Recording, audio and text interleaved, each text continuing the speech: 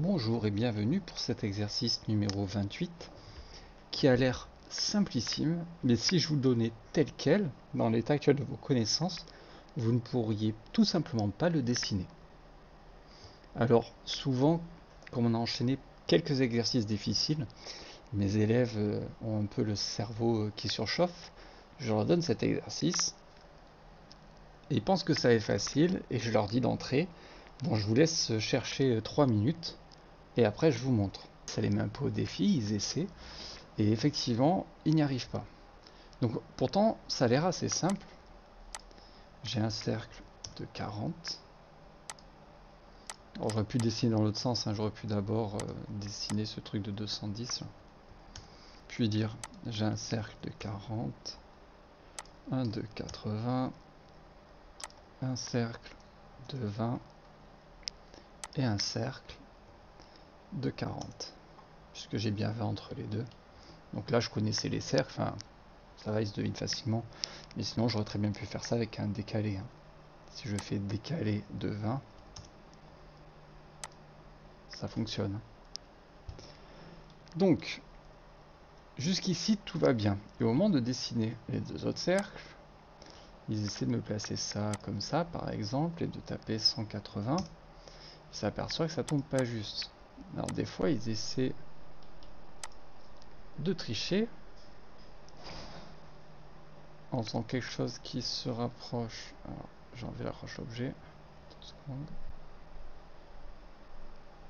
Voilà.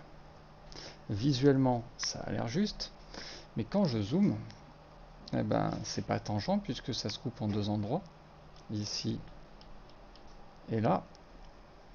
Et là, il n'est pas tangent non plus, ça se voit bien. Donc, c'est pas la bonne méthode. Si je voulais réussir à faire ce cercle tangent, j'aurais deux méthodes. Je vous montre une méthode un peu complexe qui s'appelle du dessin paramétrique. Et ensuite, je vous montrerai une méthode simplissime. Alors, le paramétrique.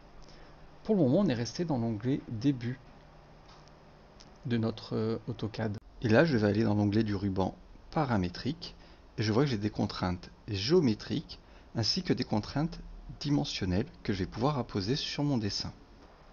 Pour arriver à faire un cercle tangent de 180 et un autre de 75 à ces deux cercles extérieurs là, alors je vais essayer de faire des cercles, les dessiner là. J'en ai un de 180 de rayon et l'autre par ici là de 75. Si j'allais en paramétrique, pour dire par exemple, ça c'est le symbole de tangence, ce cercle-là doit être tangent à lui.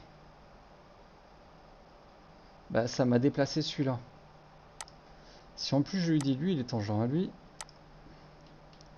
et qu'après je dis celui-ci est tangent à lui, celui-ci est tangent à lui. On a bien vu qu'AutoCAD a pris la liberté de déplacer mes cercles. Le problème, c'est que des fois, il va agrandir ou rétrécir certains cercles quand on fait ça, ou prendre la liberté de ne pas garder les 210 qu'il y avait de centre à centre. Et du coup, mon dessin va être faux. Même s'il va réussir à me faire la tangence aux deux autres cercles, mon dessin va être factuellement faux. On voit que ça a mis le bazar quand même. Alors si je ne voulais pas que ça mette le bazar, je pourrais dire dans mon paramétrique que l'extrémité de cette droite est le centre de ce cercle. L'extrémité de cette droite est le centre de ce cercle. Pour que ça reste au centre des cercles extérieurs, je vais dire que ce cercle et celui-ci sont concentriques. Ils ont le même centre. Je répète l'opération à gauche. Je vais lui dire que ça reste strictement horizontal, parce que j'ai pas envie que mes cercles se baladent.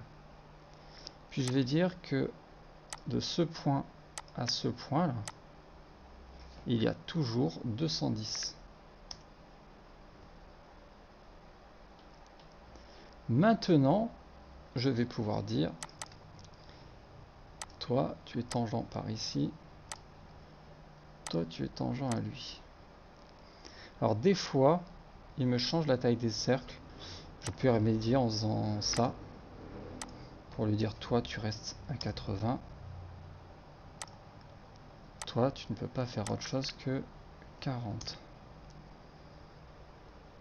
Et il me reste à mettre la tangence entre lui et lui,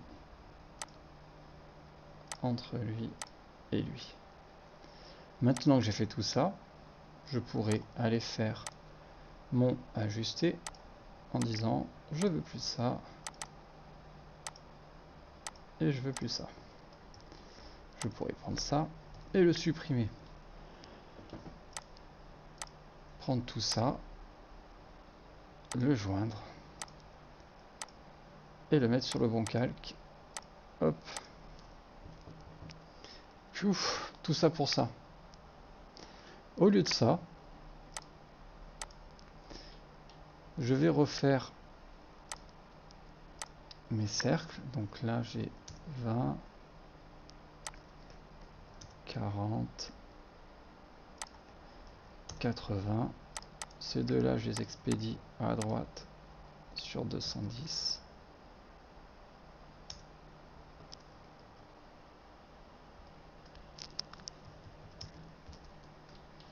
Et lui, j'en ai plus besoin. Hop. Alors j'ai fait ça juste pour pas tracer le trait là de 210 en mettant sur les cendres. Ça se vaut. Alors j'ai juste fait dans ce sens-là, là, quitte à supprimer un cercle ensuite, pour pas avoir à tracer le trait rectiligne là, de 210. Bon, en soi, rien ne m'empêchait de le faire, c'est tout aussi rapide.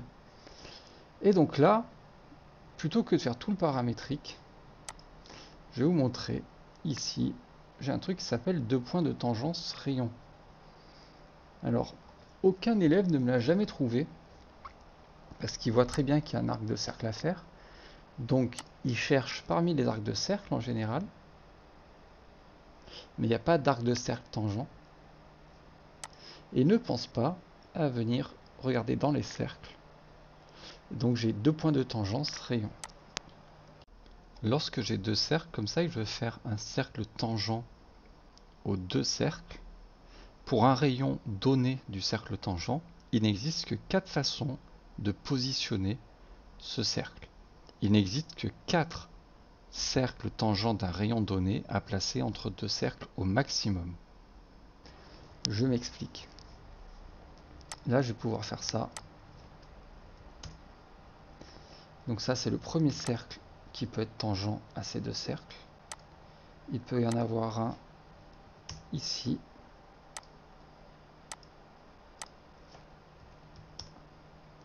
Là. Et enfin, un dernier ici. Donc voilà, c'est ce que je vous disais. Il n'existe au maximum pour un rayon donné que 4 cercles qui puissent être tangents à 2 cercles. Et ils sont là à l'écran. Il n'y en a pas d'autres. Et donc 4, c'est bien un maximum. Il pourrait n'y en avoir que 2. Cela va dépendre du diamètre du cercle tangent. S'il est supérieur aux 2 petits cercles, il pourrait y en avoir 4. Si le diamètre du grand cercle est inférieur à la distance maximale entre les 2 cercles, je ne pourrai avoir que 2 cercles tangents aux 2 petits cercles. Pour un cercle dont le diamètre est inférieur à cet écart-là, donc le cercle par exemple 75, il n'existe plus que 2 cercles tangents. Cercle numéro 1, cercle numéro 2. Pour un cercle tangent dont le diamètre est inférieur à l'écart maximal entre les points des 2 cercles, il n'existe plus que 2 cercles tangents possibles. Alors parmi les 4 cercles tangents que j'ai dessinés là, comment je fais pour choisir le bon? Et bien en fait, avant de tracer, il va falloir visualiser le cercle tel qu'on voudrait qu'il soit, par là où il va être tangent aux autres cercles, et aller cliquer sur les points qui s'en rapprochent.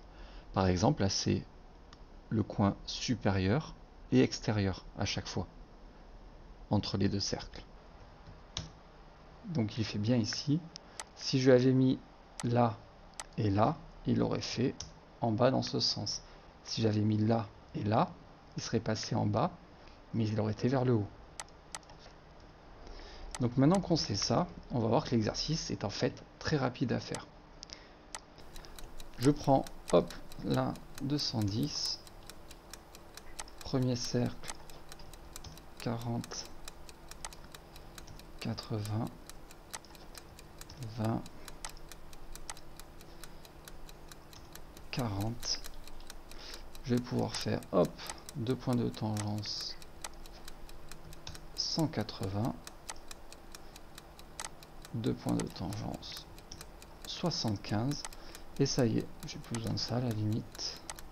Je peux aller ajuster ma forme. Je veux plus ça. Je ne veux plus ça. Je les prends, hop, et je les joins. Voilà. On a vu deux façons très différentes de faire cet exercice. Une première façon un peu complexe et pas vraiment pertinente dans ce cas de figure-là. Mais je vous l'ai montré pour montrer que c'était possible et parce qu'on verra plus tard de nouveau les outils paramétriques quand on ira faire des blocs paramétriques. Et on a vu une manière beaucoup plus simple. Alors là, pour rigoler, j'avais mis un chrono pour montrer que c'était beaucoup plus rapide. Encore, je ne me suis pas pressé.